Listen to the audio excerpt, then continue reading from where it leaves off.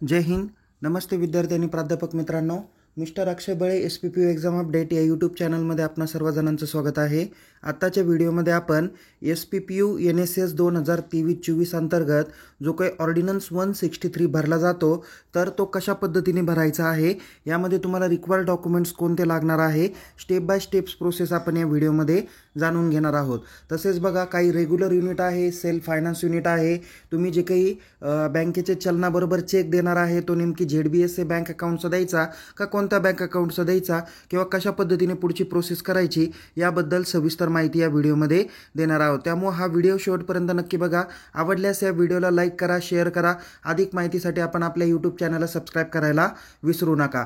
तसेच आपण हा जो काही व्हिडिओ आहे तो शेवटपर्यंत नक्की बघा. पहिल्या स्टेप्सपासून शेवटच्या स्टेप्सपर्यंत किंवा पहिल्या मिनिटापासून तर शेवटच्या मिनिटापर्यंत हा व्हिडिओ बघा. किमान 15 ते 20 मिनिटाचा हा व्हिडिओ असणार आहे, कारण यामध्ये डिटेलमध्ये माहिती दिलेली आहे. तुम्हाला अपलोड डॉक्युमेंट्स नेमकी कोणतं करायचं आहे, जर सर्टिफिकेट अवेलेबल नसेल तर ते कशा पद्धतीने करायचं याबाबत आपण सविस्तर माहिती तुम्हाला देणार आहोत. त्यामुळं हा व्हिडिओ नक्की काळजीपूर्वक तुम्ही बघा. आता प्राध्यापक मित्रांनो, सगळ्यात प्रथम तुम्ही काय करा की तुमच्या विद्यार्थ्यांकडून डेटा तुम्ही घेतला पाहिजे. बट तत्पूर्वी तुम्हाला कोणकोणते डॉक्युमेंट रिक्वायर लागते त्याची माहिती आपण बघूया. बघा प्राध्यापक मित्रांनो, आपणाला ज्यावेळेस ऑर्डिनन्स 163 अंतर्गत डेटा अपलोड करायचा आहे त्या संदर्भात तुम्हाला काही डॉक्युमेंट्स तयार करून ठेवावे लागतात. तर त्यामध्ये पहिलं डॉक्युमेंट्स आहे कव्हरिंग लेटर. दुसरं डॉक्युमेंट्स आहे regular activity student list for last 2 years. आता तुम्ही 23-24चे शैक्षणिक इयर्स संपवलेला आहे. त्या 23-24मध्ये तुम्हाला मागील 22-23 या वर्षाची आणि 23-24 या वर्षाची तुम्हाला काय लागणार आहे, रेग्युलर ॲक्टिव्हिटीची स्टुडंटची लिस्ट तुम्हाला लागणार आहे. त्यानंतर स्पेशल कॅम्प लिस्ट 1 इयर किंवा बघा ज्या ज्या विद्यार्थ्यांचे तुम्ही माहिती अपलोड करणार आहे त्या विद्यार्थ्यांनी स्पेशल कॅम्प कधी कंप्लीट केलेला आहे तर त्या कॅम्पची त्यांना काय करावं लागणार आहे, यादी या ठिकाणी द्यावी लागणार आहे. नंतर आहे पुढचं तुम्हाला 4 नंबरचं जे काही डॉक्युमेंट्स आहे तर ते ordnance 163 eligible volunteer list. Okay, म्हणजे ज्यावेळेस तुम्ही 1 बाय 1 ऑर्डिनन्सची सगळ्या जणांची यादी तुम्ही एंट्री करतात तर एंट्री झाल्यानंतर ज्यावेळेस तो रिपोर्ट जनरेट होतो, तो रिपोर्ट कधी जनरेट होणार आहे, ज्यावेळेस तुम्ही बँकेमध्ये चलन देणार ते चलन युनिव्हर्सिटीकडे जमा होईल, त्यानंतरच तुम्हाला काय करता येतो, तो रिपोर्ट जनरेट करता येतो. तर तो रिपोर्ट आपल्याला काय करायचा आहे, या ठिकाणी डॉक्युमेंट्स म्हणून ठेवायचा आहे. तो फॅकल्टी वाईज रिपोर्ट जनरेटेड होतो.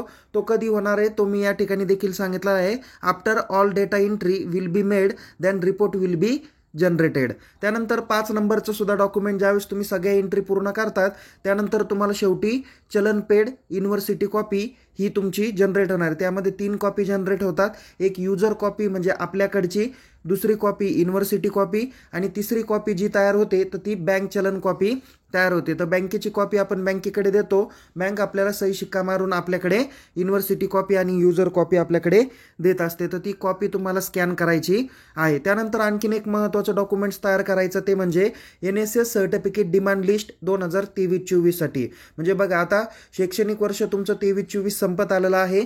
तर ज्या विद्यार्थ्यांनी नेहमी 2 वर्ष रेग्युलर ॲक्टिव्हिटी आणि 1 हिवाळी शिबिर पूर्ण केलेलं आहे या विद्यार्थ्यांना NSS विभागाकडून काय केलं जातं, सर्टिफिकेट इश्यू केलं जातं. ते गव्हर्नमेंटकडूनच येत असतं बट पुणे विद्यापीठामार्फत आपल्यापर्यंत ते पोहोचत असतं. तर ती सर्टिफिकेट डिमांड लिस्ट तुम्हाला तयार करायची आहे. त्यासाठी जवळजवळ 7 ते 8 कॉलमची तुम्ही वर्ड फाईल किंवा एक्सेल फाईल तुम्ही तयार करायची आहे. त्यामध्ये serial number, name of volunteers, faculty म्हणजे आर्ट्स, कॉमर्स, सायन्स किंवा ज्याला आपण BSc, BCS, BBA, BCom, BA या पद्धतीचे फॅकल्टीचे नेम या फॅकल्टीमध्ये सिलेक्ट करायचे. ही NSS सर्टिफिकेट डिमांड लिस्ट आपण तुम्हाला ऑलरेडी फॉर्मॅटमध्ये दाखवणार आहेतच. त्याच्यानंतर त्या स्टुडंटचा इलिजिबिलिटी नंबर, त्या स्टुडंटचा PRN नंबर, त्याच्यानंतर first year regular activity serial number म्हणजे फर्स्ट इयरची त्याची जी काही मागील वर्षाची जी काही यादी आहे म्हणजे 22-23ची यादी, तर या 22-23ची यादीमध्ये त्या स्टुडंटचा नंबर कितवा होता तर ती तुम्हाला द्यायची आहे.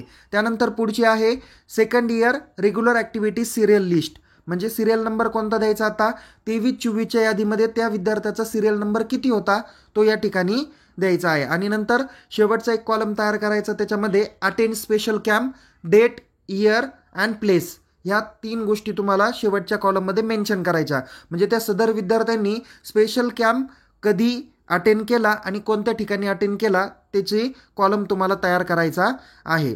आणि शेवटी 7 नंबरचं जे काही डॉक्युमेंट आहे ते म्हणजे NSS certificate PDF available in NSS portal. ज्यावेळेस तुम्ही NSSला BODला लॉग इन करतात तर तिथे शेवटून 3 किंवा 4 नंबरला तुम्हाला तिथे स्टुडंट सर्टिफिकेट या नावाने काय आहे टॅब आहे. त्या टॅबवर क्लिक करून तुम्ही जे काही तिथलं सर्टिफिकेट डाउनलोड करणार आहे ते सर्टिफिकेट्स तुम्हाला काय करायचे आहे PDF स्वरूपात द्यायचे आहे. एवढ्या 7 पद्धतीच्या जे काही डॉक्युमेंट्स आहेत त्याची एकच तुम्हाला PDF फाईल तयार करून ठेवायची आहे, जो तुमचा ऑर्डिनन्स 163चा पूर्णपणे डेटा तयार होणार आहे, जो शेवटी तुम्हाला काय करावा लागतो अपलोड म्हणून करावा लागतो. ओके, आता बघा प्राध्यापक मित्रांनो, ह्या ऑर्डिनन्स 163ची लास्ट डेट किती आहे आज जर का पाहिली तर आज मी तुम्हाला व्हिडिओ तयार करत आहे ती तारीख आहे 18 एप्रिल 2024. विद्यापीठाने त्याची तारीख दिलेली होती 16 एप्रिल 2024 ते 26 एप्रिल 2024 या टाईम कालावधीमध्ये त्यांनी काय सांगितलेलं आहे, या ऑर्डिनन्स 163ची प्रोसेस पूर्ण करा. तुम्ही तुमच्या महाविद्यालयाचा वेबमेल ओपन करा, तिथे तुम्हाला 16 तारखेलाच वेबमेल त्यांनी पाठवलेला आहे, तो तुम्ही बघू शकता. आता बघा काही ग्रुपमध्ये एक मेसेज असे येत होतात की सर आम्ही ज्यावेळेस PRN नंबर टाकतो तर त्यावेळेस त्या विद्यार्थ्याचा डेटा फाउंड होत नाही. याला काही महत्त्वाचे कारणं आहेत. नंबर 1 की ज्या विद्यार्थ्यांचे हॉल तिकीट आलेले आहे त्याच विद्यार्थ्यांचा डेटा तुम्हाला काय करता येतो, भरता येतो. आता एक्झाम्पल आपण गृहीत धरूया की एखादा इंजिनिअरिंग फॅकल्टी आहे आणि इंजिनिअरिंग फॅकल्टीमध्ये सपोज तो विद्यार्थी आता SCला किंवा TEला आहे, शक्यतो TEलाच असावा. तर TEला आहे आणि TEचे हॉल तिकीटच जनरेट झाले नाही, तर मग तुम्ही ज्यावेळेस त्याचा PRN नंबर टाकता त्यावेळेस त्याचं काय होणार आहे, तो डॉक्युमेंट किंवा त्याचं रेकॉर्डच फाउंड होणार नाही, कारण विद्यापीठाकडून हॉल तिकीटच जनरेट झालेले नाही. तर थोडक्यात मला या ठिकाणी काय सांगायचं आहे, तर असं डेटा नॉट फाउंड याचे काय महत्त्वाचे नियम आहे. नंबर 1 की त्या विद्यार्थ्याचं हॉल तिकीट आलेलं नाही किंवा विद्यापीठाकडून आणखीन त्या फॅकल्टीचे हॉल तिकीट जनरेट झाले नाही, म्हणून तुम्हाला तिथं नो डेटा किंवा नो रेकॉर्ड फाउंड अशा पद्धतीचा मेसेज आलेला आहे. ओके, आता ऑर्डिनन्स 163 तुम्हाला नेमकी कोणाला द्यायचं आहे, तर नंबर 1 मी पुढे पण सांगणारच आहे पण आत्ता पण सांगतो. नंबर 1 की ज्या विद्यार्थ्यांनी 2 वर्ष नियमित उपक्रम आणि 1 हिवाळी शिबिर केला त्यांना तुम्हाला ऑर्डिनन्स 163 अंतर्गत 10 मार्काचा लाभ देता येतो. जर का त्या विद्यार्थ्यांनी आव्हान कॅम्प पार्टिसिपेट केलेला असेल तर त्याला सुद्धा तुम्हाला किमान 10 ते 15 मार्क विद्यापीठाकडून दिले जातात. जर तो विद्यार्थी RD परेड, ओके, दिल्ली या ठिकाणी जी काय RD परेड होती त्या RD परेडला तो जर का प्रेझेंट राहिलेला असेल तर त्या ठिकाणी त्याला देखील 20 मार्कांपर्यंतचा लाभ दिला जातो. तर तुम्ही त्या संबंधित विद्यार्थ्यांकडून त्याचा डेटा जमा करा. शक्यतो तरी काय करा, डेटा जमा करताना त्याच्याकडून थोडक्यात 1 पानाचा किंवा काही शक्यतो तरी 1 पानाचा रिपोर्ट तुम्ही लिहा. त्या रिपोर्टमध्ये सपोज त्यांनी 2 वर्ष नियमित उपक्रम कधीपासून कधीपर्यंत केले, कोणकोणते त्यांनी उपक्रमात सहभाग घेतला, त्यानंतर त्याचं काही सहभाग प्रमाणपत्र असेल तर ते घ्या. त्यानंतर त्याचं सहभाग प्रमाणपत्र घेतल्यानंतर सगळ्यात महत्त्वाचं डॉक्युमेंट म्हणजे त्याचं आत्ताच्या परीक्षेचं हॉल तिकीटची झेरॉक्स घ्या. ओके, कारण त्या हॉल तिकीटवरून तुम्हाला समजून येणार आहे, त्याचा PRN नंबर तर तिथे तुम्हाला दिसूनच येणार आहे. ओके, सो त्यामुळं तुम्हाला त्याचा फायदा होईल की तुम्हाला एंट्री करताना त्याचा निश्चित फायदा होणार आहे, कारण एंट्री करताना तुम्हाला PRN नंबरनी त्याची एंट्री करायची आहेत. त्यामुळं तुम्ही किमान एवढे 3 डॉक्युमेंट घ्यायचे आहे. कोणकोणते, त्याचा अहवाल, ओके, दुसरा आहे त्याचं सहभाग प्रमाणपत्र आणि तिसरं जे काही डॉक्युमेंट्स आहे ते म्हणजे त्याच्या हॉल तिकीटची झेरॉक्स. एवढे 3 डॉक्युमेंट तुम्ही तुमच्या रेकॉर्डला ठेवा आणि 1 बाय 1 त्याची एंट्री करा. ओके, सो आणखीन काही महत्त्वाची माहिती तुम्हाला देतो. तर तुम्हाला ऑर्डिनन्स 163ची प्रोसेस ज्यावेळेस 1 बाय 1 पूर्ण करायची आहे तर तुम्हाला नेमकी काय काय करावं लागणार आहे त्याची मी स्टेप बाय स्टेप जवळजवळ 10 ते 15 मुद्द्यातून माध्यमातून तुम्हाला माहिती देतो आणि तुम्ही ह्या व्हिडिओच्या माध्यमातून तुम्ही पूर्ण माहिती घेऊ शकता आणि प्रॅक्टिकल माध्यमातून मी तुम्हाला एंट्री कशी करायची ती देखील तुम्हाला माहिती देतो. आता बघा, इथं राष्ट्रीय सेवा योजना कार्यक्रम अधिकाऱ्यांना ऑर्डिनन्स 163ची प्रोसेस कशी करायची आणि स्वयंसेवकांना कसा लाभ मिळवून द्यायचा तर त्याची माहिती इथे सांगितलेली आहे. तर नंबर 1 आहे सर्वप्रथम राष्ट्रीय सेवा योजना कार्यक्रम अधिकाऱ्यांनी यांनी 23-24 मध्ये ज्या स्वयंसेवकांच्या म्हणजे राष्ट्रीय सेवा योजना स्वयंसेवक म्हणून 2 वर्ष पूर्ण झालेली आहे आणि एक नियमित उपक्रम पूर्ण केलेला आहे, यांची तुम्ही काय करा, सर्वात प्रथम यादी तयार करा. तुम्ही ऑलरेडी तुमच्याकडे 23-24 मध्ये तर यादी पूर्ण झालेलीच असते, त्याच्यामुळं तिथपर्यंत ज्या विद्यार्थ्यांची 2 वर्ष नियमित उपक्रम आणि एक हिवाळी शिबिर झाले त्यांची तुम्ही या पद्धतीने वर्ड फाईल तयार करा, ज्यामध्ये सिरियल नंबर, स्टुडंटचं नेम, त्याची ब्रांच किंवा जसं आर्ट्स, कॉमर्स, सायन्स किंवा BA, BCom, BSc, BBA, BCA, BCS अशा पद्धतीचे ब्रांच किंवा शाखा तयार करा आणि PRN नंबरची यादी तयार करा. म्हणजे तुमच्याकडे 50 युनिट आहे आणि त्यापैकी 20 विद्यार्थी तुमचे इलिजिबल आहे, तर 20 विद्यार्थ्यांपैकी सपोज आपण गृहीत धरू की 10 विद्यार्थी BAचे आहे, 4 विद्यार्थी BComचे आहे आणि 6 विद्यार्थी BScचे आहे. तर या पद्धतीने तुम्ही काय करा, यादी तयार करा. तुमच्याकडे एकदा का यादी तयार झाली तर तुम्हाला एंट्री करायला सोपी होते. त्यानंतर तुम्ही विद्यापीठाच्या unipune.ac.in या ऑफिशियल होम पेजवर जायचं आहे. तिथे लेफ्ट साईडला तुम्हाला ॲडमिशनच्या इथे एक्झामिनेशन सेक्शन दिसेल, तिथे क्लिक करायचं आहे. कॉलेजमध्ये नंतर ते म्हणजे ज्यावेळेस तुम्ही एक्झामिनेशन सेक्शनला क्लिक करता त्यामध्ये कॉलेज सेक्शनमधील तुम्हाला कॉलेज लॉग इनला क्लिक करायचं आहे. कॉलेज लॉग इनला क्लिक केल्यानंतर तुम्ही हॉल तिकीट किंवा ज्युनियर सुपरवायझर रिपोर्ट आणि ऑर्डिनन्स 163 असा टॅब तुम्हाला दिसेल, त्या टॅबवरती तुम्हाला क्लिक करायचं आहे. तिथे तुम्हाला जो काही युजर नेम आणि पासवर्ड विचारलेला आहे तो तुमच्या कॉलेजचा पनकोड आणि पासवर्ड तुम्हाला टाकायचा आहे. तो टाकल्यानंतर तुम्हाला ऑर्डिनन्स 163 अंतर्गत तुम्हाला लेफ्ट साईडला तुम्हाला कॉलम दिलेला आहे, तर त्याच्यामध्ये ॲड ॲक्टिव्हिटीमध्ये काय करा, क्लिक करा. ॲड ॲक्टिव्हिटीमध्ये क्लिक केल्यानंतर तिथे तुम्हाला फॅकल्टी सिलेक्ट करायला विचारली जाते, जसं आर्ट्स, कॉमर्स, सायन्स किंवा आणखीन तुमची इंजिनिअरिंग असेल काय असेल तर ती तुम्हाला तिथे सिलेक्ट करावी लागते. ती फॅकल्टी सिलेक्ट केल्यानंतर पुढे तुम्हाला स्वयंसेवकाचा PRN नंबर टाकावा लागतो. तर PRN नंबर ज्यावेळेस तुम्ही एंटर करता त्याच्यानंतर तुम्हाला सिलेक्ट नावाचं ऑप्शन येतं, तर तिथे तुम्हाला NSS, NCC, sports, culture, research या पद्धतीचे ऑप्शन्स आहेत. तर त्या ठिकाणी तुम्ही NSS हा पहिला ऑप्शन तुम्ही सिलेक्ट करा. तर त्यानंतर तुम्हाला पुढची त्याची ॲक्टिव्हिटी असते, त्या ॲक्टिव्हिटीमध्ये तुम्हाला 5-7 ॲक्टिव्हिटी दाखवलेल्या आहे.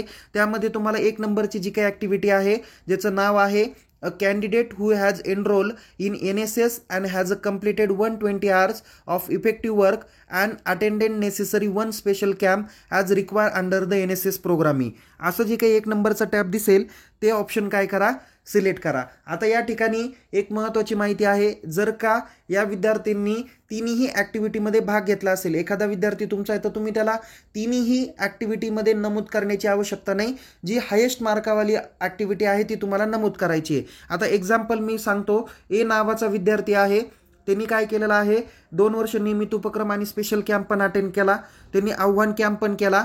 त्यानंतर त्यांनी NSS दिल्लीची जी काही परेड होती या दिल्ली परेडमध्ये सुद्धा त्यांनी भाग घेतला. तर तुम्ही या ठिकाणी ऑप्शन 1 नंबर सिलेक्ट करू नका, तर तुम्ही त्याचा NSS दिल्ली कॅम्पचा जो काही RD परेडचा जो काही ऑप्शन आहे तो तुम्ही काय करा, सिलेक्ट करा. ओके, तो तुम्ही जर का सिलेक्ट केला तर त्यानंतर तुम्हाला काय करावं लागेल, सपोर्टिंग डॉक्युमेंट्समध्ये विद्यार्थ्याचं सहभाग प्रमाणपत्र द्यायचं आहे. हे सहभाग प्रमाणपत्र तुम्ही BOD लॉग इन ज्या ठिकाणातून तुम्ही NSSची माहिती भरता त्या ठिकाणातून लेफ्ट साईडला तुम्हाला इथे स्टुडंट काय सांगितलेलं आहे, सर्टिफिकेट म्हणून टॅब दिलेला आहे, त्याच्यावर क्लिक करा आणि तिथे तुम्हाला सर्टिफिकेटची लिस्ट काय करता येईल, डाउनलोड करता येईल. तुम्ही सिंगल डाउनलोड करा, त्याची हवं तर प्रिंट करा, ते प्रिंट करून तुम्ही सिंगल त्याची एक PDF बनवली आणि ती तुम्ही काय करू शकता, अपलोड करू शकता. आता काही जणांचा प्रश्न असा आहे, आता तो टेक्निकल प्रॉब्लेम आहे, तो आत्ताच तुम्हाला सांगतो.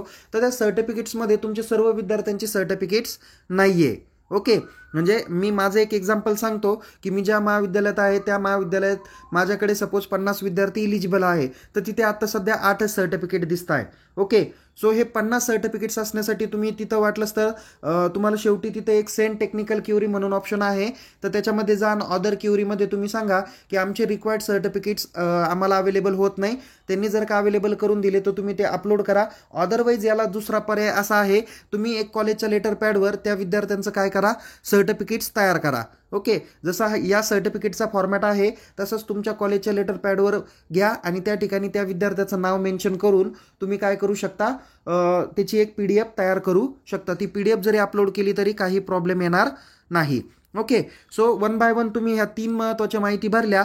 त्यानंतर तुम्ही सेव्ह बटनावर क्लिक करा, तुम्हाला वरती मेसेज येईल रेकॉर्ड सेव्ह सक्सेसफुली. या पद्धतीने 8, 9, 10 या इथे जे काही 8, 9, 10 सांगितलंय की परत फॅकल्टी सिलेक्ट करायची.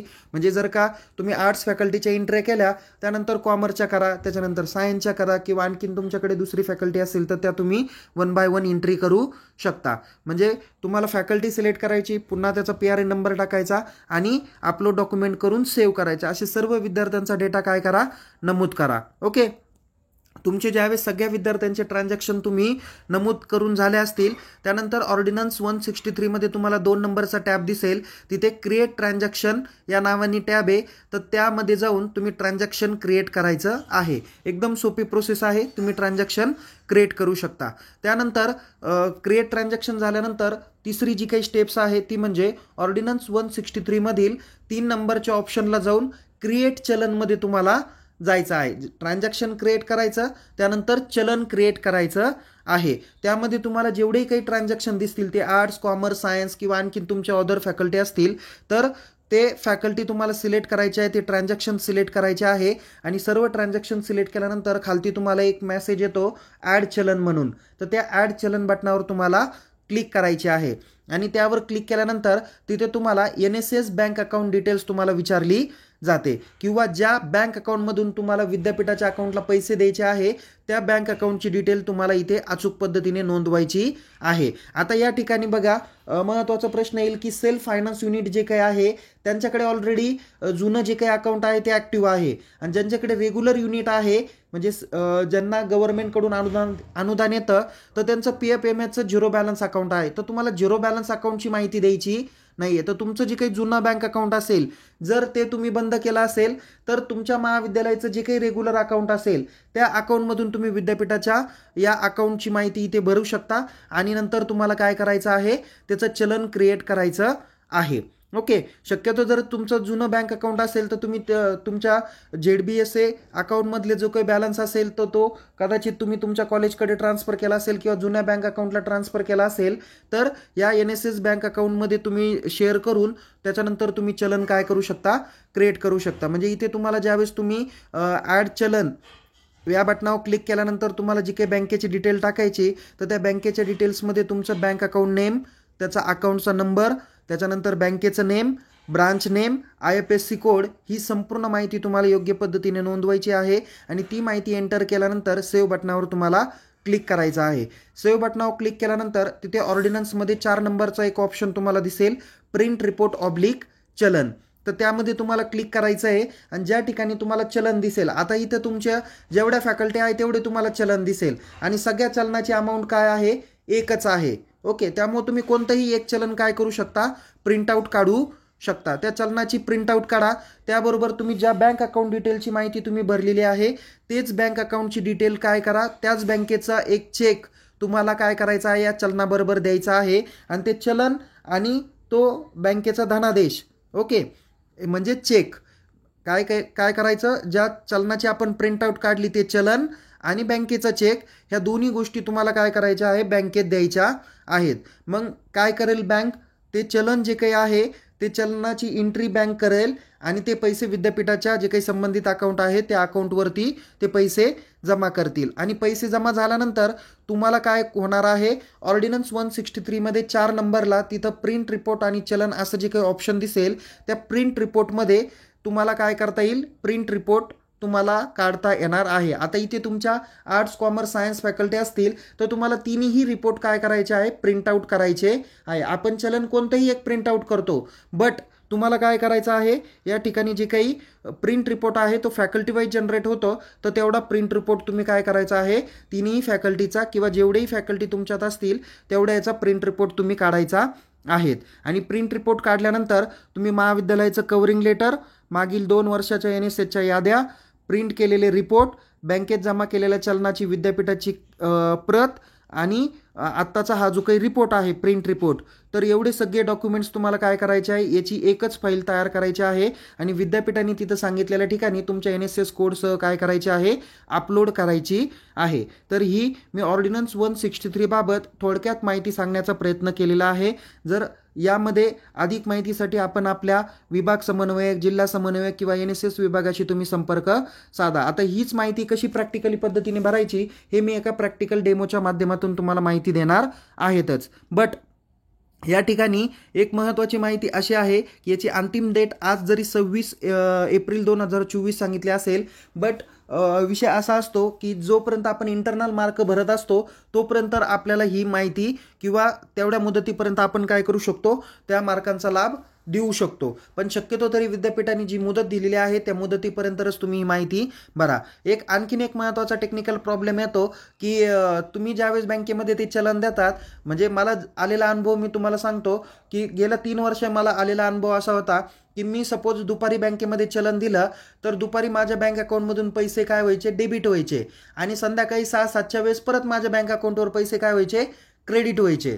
काय व्हायचे, क्रेडिट व्हायचे. मग मी पुन्हा काय करायचो, चलनाची प्रिंट काढायचो, परत एक नवीन धनादेश किंवा एक चेक द्यायचो, बँकेत जमा करायचो. असे ज्यावेळेस 2 ते 3 वेळेस असं व्हायचं, त्याच्यानंतर 4थ्या वेळेस ते पैसे विद्यापीठाच्या त्या बँक अकाउंटला जमा व्हायचं आणि मग लगेच एखाद्या 2 दिवसानंतर त्याचा प्रिंट रिपोर्ट येत होता. सो या पद्धतीने थोडेसे काही टेक्निकल प्रॉब्लेम येतात, बट काही घाबरून जाऊ नका. मी सांगितल्या पद्धतीने तुम्ही ती प्रोसेस फॉलो करा. आता मुळामध्ये याचा जो काही प्रॅक्टिकली डेमो आहे, मी आता फक्त तुम्हाला एंट्री कशी करायची ते सांगणार आहे. बाकी कसे चलन अपलोड करायचे, कशा पद्धतीने प्रिंटआउट काढायच्या, यासाठी एक व्हिडिओची लिंक मी डिस्क्रिप्शन बॉक्समध्ये दिलेली आहे, जिथे प्रत्येक म्हणजे एंट्री करण्यापासून तर डॉक्युमेंट्स कसे अपलोड करायचे इथपर्यंत सर्व माहिती दिलेली आहे. ओके, तर तो व्हिडिओ देखील तुम्ही काळजीपूर्वक बघा जेणेकरून तुम्हाला माहिती होईल. पण आता मी काहीतरी प्रत्यक्षात तुम्हाला माहिती दाखवण्याचा प्रयत्न करणार आहेत. बघा प्राध्यापक मित्रांनो, तुम्ही सगळ्यात प्रथम unipune.ac.in या ऑफिशियल होमपेजला गेलात तर या ठिकाणी उजव्या लेफ्ट साईडला तुम्हाला ॲडमिशनच्या इथे एक्झामिनेशन टॅब दिसेल. तर एक्झामिनेशन टॅबला काय करा, क्लिक करा. त्या टॅबला क्लिक केल्यानंतर या ठिकाणी तुम्हाला बघा एक्झाममध्ये इथे तुम्हाला थोडंसं खालती स्क्रोल केल्यानंतर इथे तुम्हाला एक्झाम सेक्शनमध्ये इथे 1 नंबरचा ऑप्शन दिसेल, कॉलेज लॉग इन. त्या कॉलेज लॉग इनवर क्लिक करा. कॉलेज लॉग इनवर क्लिक केल्यानंतर या ठिकाणी थोडंसं खालती स्क्रोल करा. इथे खालती स्क्रोल केल्यानंतर इथे तुम्हाला एक टॅब दिसेल, तो म्हणजे hall ticket, junior supervisor report किंवा ऑर्डिनन्स 163. सो इथे इनवर्ट नाव बटनावर क्लिक करा. इनवर्ट नाव बटनावर क्लिक केल्यानंतर इथे तुम्हाला काय विचारलेलं आहे, कॉलेज नेम किंवा enter user name and password विचारलेला आहे. तर इथे तुमचा कॉलेजचा पन कोड आणि पासवर्ड टाका. त्यानंतर लॉग इन बटनावर क्लिक करा. लॉग इन बटनावर क्लिक केल्यानंतर या पद्धतीचा डॅशबोर्ड तुम्हाला बघायला भेटेल. यानंतर इथे लेफ्ट साईडला तुम्हाला 3 आडव्या रेषा दिसतील, यावरती क्लिक करा. यावरती क्लिक केल्यानंतर इथे तुम्हाला वेगवेगळे ऑप्शन्स दिसतील. त्यामध्ये इथे बघा hall ticket, junior supervisor report, college ledger, ordinance 163 दिसेल. सो या ठिकाणी तुम्हाला काय करायचं आहे, ॲड स्टुडंट ॲक्टिव्हिटी यामध्ये क्लिक करायचं आहे. सपोज आपण यामध्ये क्लिक केलं, या ठिकाणी तुम्हाला सांगितल्या पद्धतीने इथे तुम्हाला सिलेक्ट फॅकल्टीमध्ये जायचं आहे. आता या कॉलेजला 2च फॅकल्टी आहे, ते म्हणजे सायन्स आणि कॉमर्स. सो मी आता एक सायन्सच्या विद्यार्थ्याची एंट्री करतोय. जसं इथे मी सायन्स सिलेक्ट केलं, त्यानंतर इथे विचारलेलं आहे प्लीज एंटर PRN नंबर. मी 10 डिजिटचा जो काही PRN नंबर आहे त्यांच्या हॉल तिकीटवरून घेतलेला आहे, तो या ठिकाणी नमूद केलेला आहे. सो इथे नमूद केला आणि सर्च बटनावर क्लिक केलं. सर्च बटनावर क्लिक केल्यानंतर इथे सिरियल नंबर आला, त्याचा स्टुडंटचा PRN नंबर आला, त्याचा सीट नंबर आला, त्या स्टुडंटचं नेम आलं, त्याची फॅकल्टी आली किंवा एक्झाम आली, आणि इथे ॲक्शन कॉलम तुम्हाला इथे बघायला भेटेल. तर या ॲक्शन कॉलममध्ये ॲड ॲक्टिव्हिटीवर क्लिक करा. ॲड ॲक्टिव्हिटीवर क्लिक केल्यानंतर इथे तुम्हाला सिलेक्ट कॅटेगरी विचारली जाते. काय आहे, सिलेक्ट कॅटेगरी. या कॅटेगरीवरती क्लिक करा. इथे तुम्हाला 4 ऑप्शन दिलेले आहे, NCC, NSS, स्पोर्ट्स, कल्चर किंवा रिसर्च. आता आपण NSS PO आहेत म्हणून आपण काय करणार आहे, इथे NSS हे ऑप्शन सिलेक्ट करणार आहोत. बाकीचे तुम्हाला NCC, स्पोर्ट्स किंवा कल्चर किंवा रिसर्चमधून द्यायचं असेल तर तुम्ही ते देऊ शकता. पण आपण NSSचं बघतोय म्हणून इथे मी NSS सिलेक्ट केले. त्यानंतर इथे सिलेक्ट ॲक्टिव्हिटी आलेला आहे, तर सिलेक्ट ॲक्टिव्हिटीवर क्लिक करा. इथे तुम्हाला वेगवेगळे ऑप्शन दाखवते जातील, मी ते पूर्ण तुम्हाला सांगतो. इथं 1 नंबर दिलेला आहे, select candidate who has enrol 120 hours NSS आणि effective work attendant one necessary special camp. Okay, आपल्याला हा सिलेक्ट करायचा आहे. ओके, आता अदर तुम्ही कोणकोणते सिलेक्ट करू शकता. जर त्या विद्यार्थ्यांनी candidate participated in state level आव्हान ॲक्टिव्हिटी असेल तर ते ऑप्शन सिलेक्ट करा. दुसरा आहे की त्या स्टुडंटनी स्टेट लेवल किंवा नॅशनल लेवलच्या RD परेडमध्ये त्यांनी सहभाग घेतलेला आहे तर ते ऑप्शन सिलेक्ट करा. त्यानंतर त्यांनी NIC कॅम्प जर का कंप्लीट केला तर तो या ठिकाणी ऑप्शन सिलेक्ट करा. नंतर adventure sport camp, okay, mountaineering organise by NSS on behalf of youth sport मंत्रालय ऑफ सेंट्रल गव्हर्नमेंट, या ठिकाणी देखील काही विद्यार्थी गेले असतील तर ते तुम्ही या ठिकाणी टाकू शकता. नंतर आणखीन तुमचा जो काही ॲडव्हेंचर कॅम्प जो काही आयोजित केलेला असेल त्यामार्फत सुद्धा तुम्ही घेऊ शकता. दुसरा आहे national adventure sport camp seeking organize by NSS.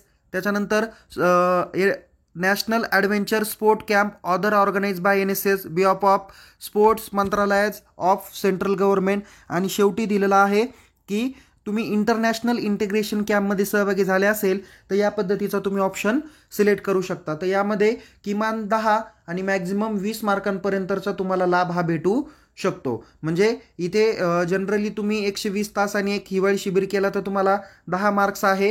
2 नंबरचा आव्हान कॅम्पमध्ये पार्टिसिपेट केलं तर 15 मार्क्स आहे. आणि RD परेडमध्ये स्टेट आणि नॅशनल लेवलला केला तर तिथे 20 मार्कांपर्यंतचा ऑप्शन आहे. जसं या स्टुडंटनी 1 नंबरचा ऑप्शन सिलेक्ट केला तर आपण या ठिकाणी घेतलेला आहे. आणि दुसरं जो काही आहे तो आपण या ठिकाणी काय करू, त्याचं एखादं सर्टिफिकेट या ठिकाणी अपलोड करूया. बघा विद्यार्थी प्राध्यापक मित्रांनो, तुम्हाला प्रश्न पडला असेल की सर आम्ही हे सर्टिफिकेट्स कुठून अपलोड करू किंवा कोणतं अपलोड करू. तर या ठिकाणी तुम्ही BOD ऑनलाईनमध्ये जा. या ठिकाणी तुम्ही BOD ऑनलाईनमध्ये गेल्यानंतर लॉग इन बटनावर क्लिक करा. इथे तुमच्या कॉलेजचा युजर नेम आणि पासवर्ड टाकून तुम्ही लॉग इन करा. बघा इथे लॉग इन केल्यानंतर थोडंसं खालती स्क्रोल करा. तिथे तुम्हाला NSS दिसेल टॅब, त्या टॅबवर क्लिक करा. त्यानंतर इथे इयर सिलेक्ट करा 2023-24. लेफ्ट साईडला तुम्हाला नॅशनल सर्व्हिस स्कीम दिसेल आणि इथे शेवटून 1, 2, 3, 4 स्टुडंट सर्टिफिकेट असा टॅब तुम्हाला दिसेल. त्यावरती काय करा, स्टुडंट सर्टिफिकेट्सवर क्लिक करा. क्लिक केल्यानंतर इथे बघा आता काही महत्त्वाचे टेक्निकल प्रॉब्लेम आलेले आहेत. ते म्हणजे की काही विद्यार्थ्यांचे डबल नावं दिसत आहे. तर तुम्हाला ऑप्शन आहे.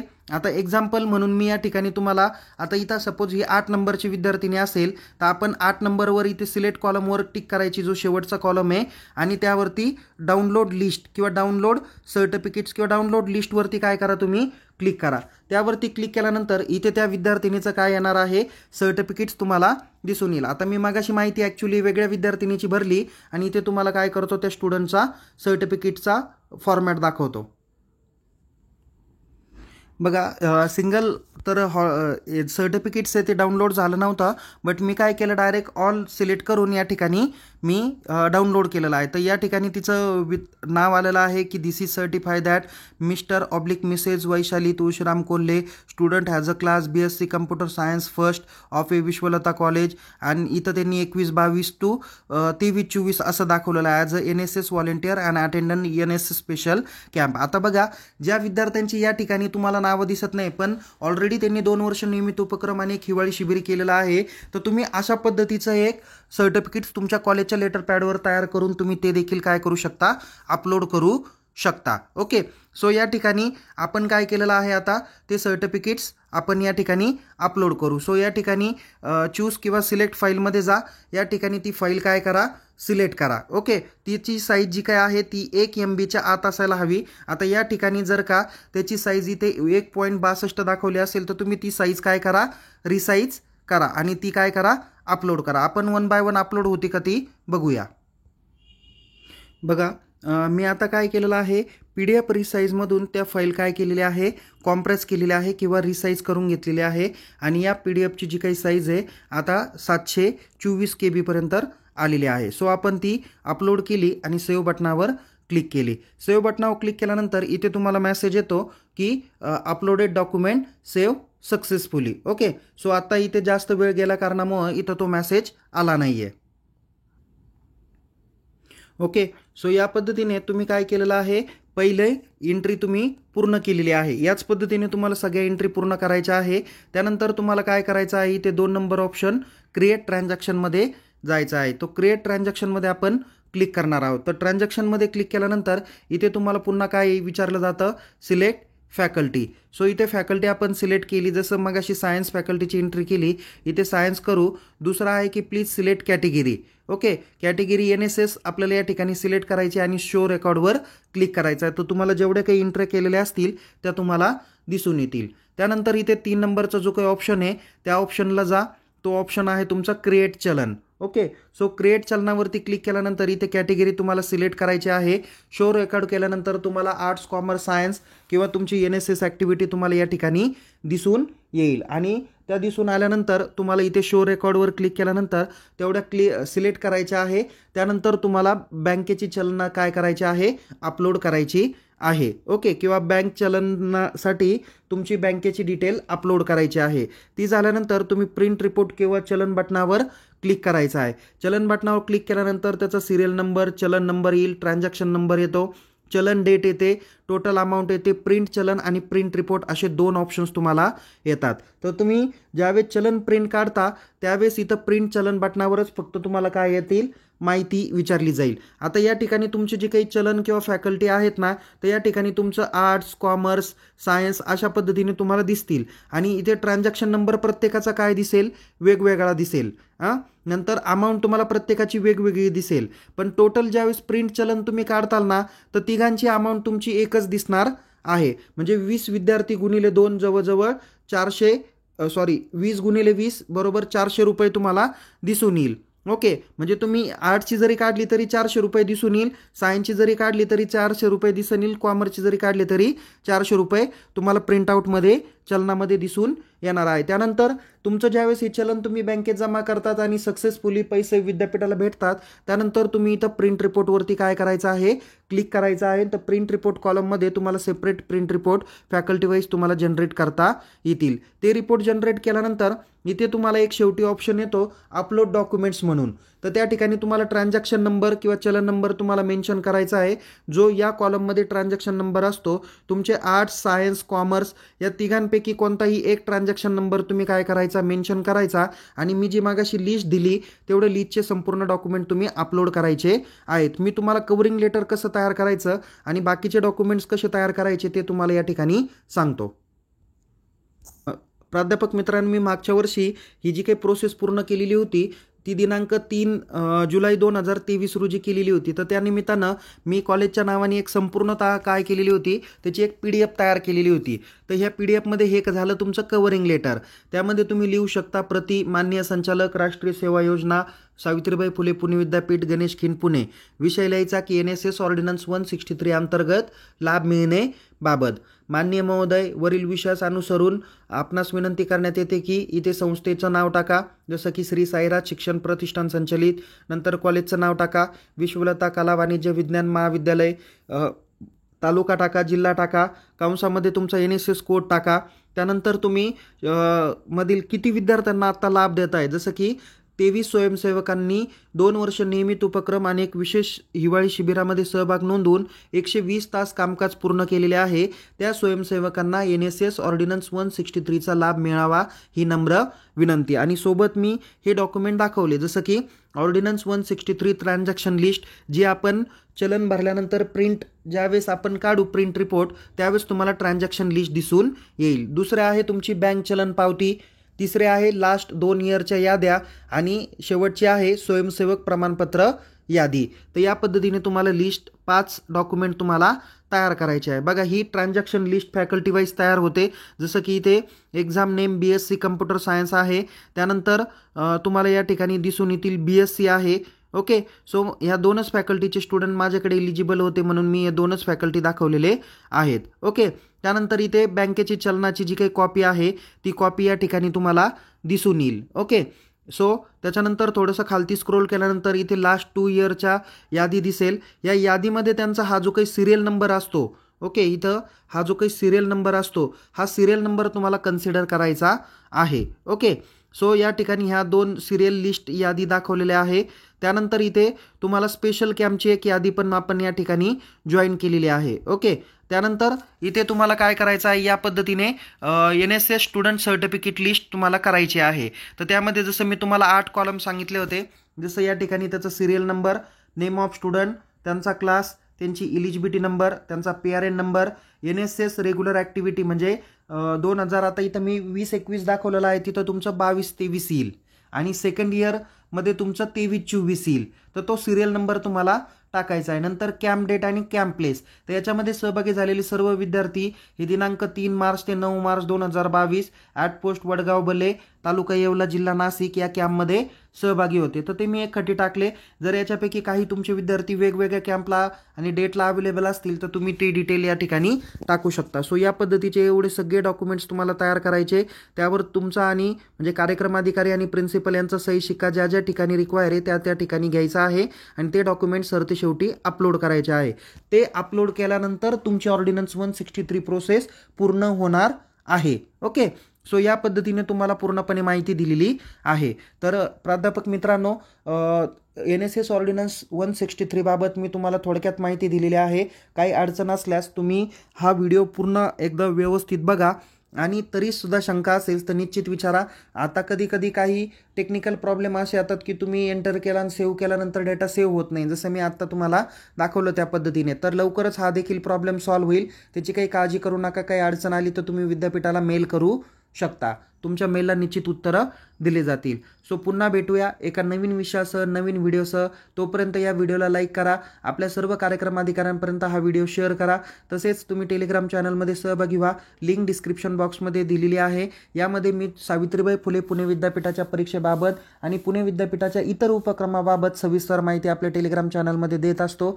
65,000पेक्षा जास्त विद्यार्थी आणि प्राध्यापक या यूट्यूबच्या टेलिग्राम चॅनलचा लाभ घेता, त्यामुळे आपण देखील हा लाभ घ्या आणि आपल्या विद्यार्थ्यांपर्यंत देखील आपल्या टेलिग्राम चॅनलची लिंक पाठवा, जेणेकरून त्यांना देखील परीक्षेबाबत अद्ययावत माहिती भेटेल. ओके, सो तुम्हाला जर का काही अडचण असल्यास तर चॅट बॉक्समध्ये किंवा डिस्क्रिप्शन बॉक्समध्ये माझा नंबर दिलेला आहे, त्या नंबरवरती तुम्ही निश्चित संपर्क करा.